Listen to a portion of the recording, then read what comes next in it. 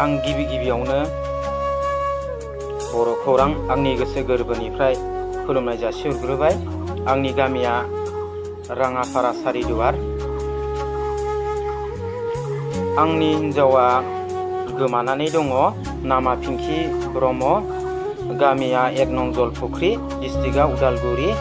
जोङो एखेराहे गुवाहाटियाव खामानि मावनो होननानै थांदोंमोन जोङो। ओमफ्राय 18 थारिख खालि फुंनि 10टा बाजिनिफ्राय गोमादों।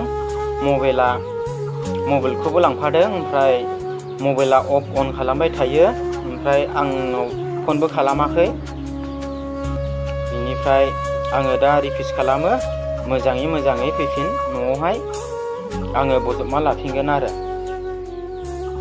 एसेनोसै।